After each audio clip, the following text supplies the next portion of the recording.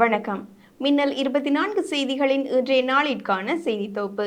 செய்தி ஆசிரியர் சபீனா சோமசுந்தரம். செய்திகளோடு இணைந்திருக்கும் நான் அனுஷா சீனித்தம்பி. முதலில் தலைப்புச் செய்திகள். இந்தியாவில் கைது செய்யப்பட்ட IS அமைப்பு சேர்ந்தவர்களை குறித்து இலங்கையில் தேசிய புலனாய்வு பிரிவு விசாரணை ஆரம்பித்துள்ளது. முன்னாள் ராஜாங்க அமைச்சர் டயனா கமகே பிணையில் விடுதலை. சீனாவில் ஆரம்ப பாடசாலை ஒன்றில் இடம்பெற்ற கத்திக்குத்து சம்பவத்தில் 2 உயிரிழப்பு. இன்றைய செய்திகளுக்கு பிரதான அனுசரணை வழங்குவோர் எஸ்என் எலக்ட்ரானிக்ஸ், களுவாஞ்சிக்குடி, மட்டக்களப்பு. களுவாஞ்சிக்குடி வைத்தியசாலைக்கு முன்பாக அமைந்துள்ள சிங்கர் நிறுவனத்தின் அங்கீகரிக்கப்பட்ட விற்பனை முகவரான எஸ்என் எலக்ட்ரானிக்ஸில் உங்கள் வீடுகளுக்கு தேவையான அனைத்து விதமான பொருட்களையும் நியாயமான விலையிலும் தரமானதாகவும் கொள்வனவு செய்யலாம். தொடர்புகளுக்கு 07773796000 மற்றும் 07761570043.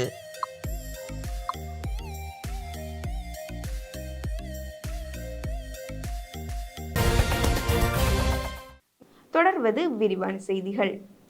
IS அமைப்பை சேர்ந்தவர்கள் என கருதப்படும் இலங்கையர்கள் 4 இந்தியாவில் கைது செய்யப்பட்டுள்ளமை குறித்து இலங்கையில் தேசிய புலனாய்வு பிரிவு உடனடி விசாரணைகளை ஆரம்பித்துள்ளது.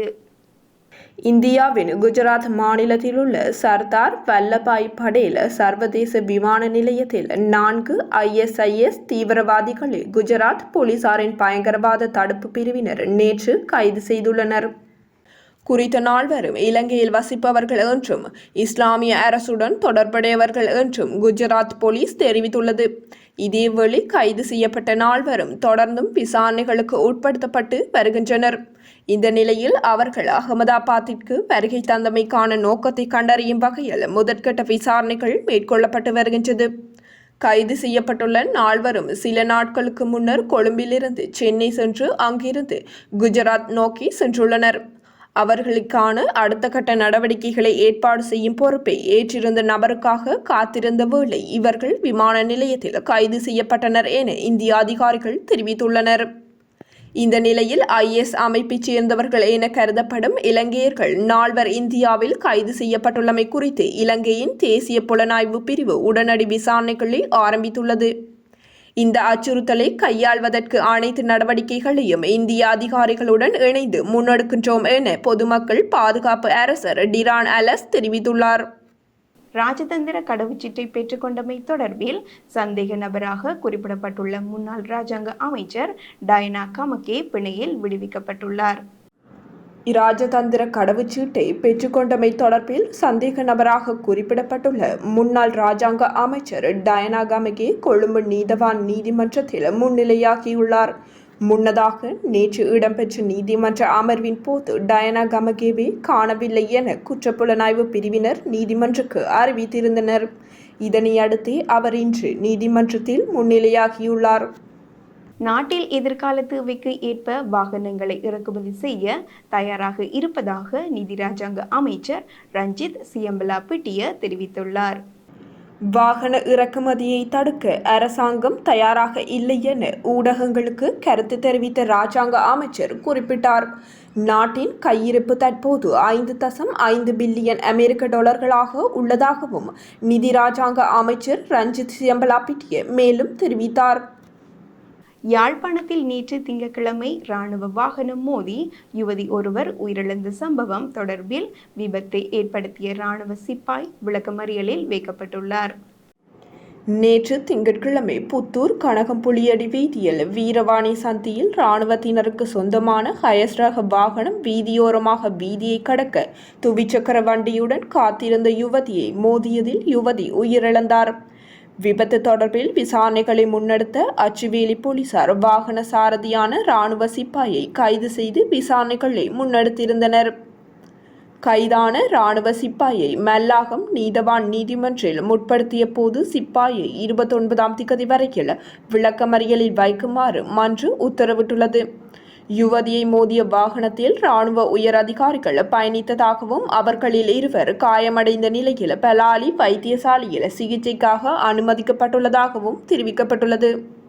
யாழ்ப்பாணம் பண்டத்தரிப்பு சாந்தை பகுதியிலிருந்து வற்றாப்பளை ஆலயத்திற்கு சென்று தரிசனம் செய்துவிட்டு வந்த பக்தர்களின் பேருந்து குடைசாய்ந்த நிலையில் அதில் பயணித்து வந்த பக்தர்கள் படுகாயமடைந்துள்ளனர். மேற்குறிப்பிட்ட பகுதிகளைச் சேர்ந்த பக்தர்கள் ஒன்று கூடி பேருந்து ஒன்றினை வாடகைக்கு அமர்த்தி வற்றாப்பளை கண்ணகி அம்மன் ஆலயத்திற்கு சென்று தரிசனம் செய்துவிட்டு இன்று செவ்வாய்க்கிழமை காலை யாழ்ப்பாணம் நோக்கி வந்து கொண்டிருந்தனர். இந்நிலையில் பூநகரி பாலம் தாண்டி வந்து கொண்டிருந்த போது பேருந்து தடம் புரண்டு விபத்துக்குள்ளானது. இந்நிலையில் பேருந்தில் பயணித்த 6 பயணிகள் படுகாயமடைந்துள்ளனர். மேலும் அவர்கள் பூநகரி வைத்தியசாலைக்கு கொண்டு செல்லப்பட்டு பின்னர் அங்கிருந்து கிளிநொச்சி வைத்தியசாலைக்கு கொண்டு செல்லப்பட்டுள்ளனர். இச்சம்பவம் குறித்து மேலதிக விசாரணைகளை பூநகரி போலீசார் மேற்கொண்டு வருகின்றனர். மாத்தறை சிறைச்சாலை கைதி ஒருவர் காய்ச்சல் காரணமாக வைத்தியசாலையில் சிகிச்சை பெற்று வந்த நிலையில் நேற்று திங்கட்கிழமை இரவு உயிரிழந்ததாக சிறைச்சாலை வட்டாரங்கள் தெரிவிக்கின்றன. 3 மாதங்களுக்கு முன்னர் சிறையில் அடைக்கப்பட்ட 24 வயதுடைய நபரே இவ்வாறு காய்ச்சல் காரணமாக உயிரிழந்துள்ளார். குறித்த கைதி மூளை காய்ச்சல் காரணமாக உயிரிழந்துள்ளதாகவும் இது தொடர்பான பரிசோதனைகள் மேற்கொள்ளப்பட்டு வருவதாகவும் தெரிவிக்கப்படுகின்றது. இது தவிர மாத்தறை சிறைச்சாலையில் உள்ள மற்றொரு கைதியும் காய்ச்சல் காரணமாக மாத்தறை வைத்தியசாலையில் சிகிச்சை பெற்று வருவதாக தெரிவிக்கப்படுகின்றது. எல்ல போலீஸ் பிரிவுக்குட்பட்ட தெமோதர நிதர்வின் பகுதியில் நேற்று திங்கட்கிழமை இரவு 2 குழுக்கள் இடையே ஏற்பட்ட மோதல்களில் ஒருவர் உயிரிழந்ததாக எல்ல போலீசார் தெரிவித்தனர். தெமோதர நெதர்வில் பகுதியைச் சேர்ந்த 38 வயதுடைய 2 பிள்ளைகளின் தந்தையே இவ்வாறு உயிரிழந்துள்ளார். 2 குழுக்களுக்கிடையில் நீண்ட காலமாக நிலவி வந்த வாக்குவாதம் நேற்று இரவு மோதலாக மாறி குறித்த நபரை சவலால் தாக்கி கொலை செய்துள்ளதாக போலீசார் தெரிவித்தனர். கொலைக்கு பயன்படுத்தப்பட்ட சவல் போலீசார் கைப்பற்றியதாகவும் சம்பவத்துடன் தொடர்புடையதாக சந்தேகிக்கப்படும் 2வரிடம் விசாரணைகளை மேற்கொண்டு வருவதாகவும் போலீசார் தெரிவித்தனர். உயிரிழந்தவரின் சடலம் தெமோதர கிராமிய வைத்தியசாலையின் பிரேத அறையில் வைக்கப்பட்டுள்ளதாகவும் நீதவான் பரிசோதனையின் பின்னர் பிரேத பரிசோதனைக்காக பதுளை போதனா வைத்தியசாலைக்கு எடுத்து செல்லப்பட உள்ளதாகவும் போலீசார் தெரிவித்தனர். உடனடியாக நடைமுறையாகும் வகையில் சிறைச்சாலை அதிகாரிகளுக்கு 15,000 ரூபாய் மேலதிக கொடுப்பனவை வழங்குவதற்கு அவசியமான அமைச்சரவை பத்திரத்தை தயாரிக்குமாறு சிறைச்சாலை விவகார அமைச்சர் பணிப்புரை விடுத்துள்ளனர். சிறைச்சாலை அதிகாரிகள் 25,000 ரூபாய் வேதன அதிகரிப்பை கோரி சுகவீன விடுமுறையை அறிவித்து நேற்று திங்கட்கிழமை தொழிற்சங்க நடவடிக்கையில் ஈடுபட்டுள்ளனர். இந்நிலையில் போலீஸ் உத்தியோகஸ்தர்களுக்கு இணையாக சிறைச்சாலை அதிகாரிகளுக்கான கொடுப்பனவுகளை அதிகரிப்பதற்கு அமைச்சர் விஜயதாச ராஜபக்ச இணக்கம் வெளியிட்டுள்ளார். அதன் அடிப்படையில் வேதன அதிகரிப்பிற்கு முன்னர் 15,000 ரூபாயினை மேலதிக கொடுப்பனவாக வழங்குவதற்கு இணக்கம் காணப்பட்டுள்ளது. இது தொடர்பான அமைச்சரவை பத்திரத்தை எதிர்வரும் வாரத்தில் அமைச்சரவைக்கு சமர்ப்பிப்பதற்கு நடவடிக்கை எடுக்கப்பட்டுள்ளதாகவும் சிறைச்சாலைகள் பேச்சாளர் தெரிவித்துள்ளார். தொடர்வது வெளிநாட்டு செய்திகள். சீனாவில் ஆரம்ப பாடசாலை ஒன்றில் இடம்பெற்ற கத்திக்குத்து சம்பவத்தில் 2 கொல்லப்பட்டதுடன் 10 பேர் காயமடைந்துள்ளனர். 45 வயதுடைய பெண்ணொருவர் பழம் வெட்டும் கத்தியினை பயன்படுத்தி தாக்குதலை மேற்கொண்டுள்ளார். சீனாவின் ஜியாங்ஜி மாகாணத்தின் வென்பாங் நகரில் இந்த சம்பவம் இடம்பெற்றுள்ளது.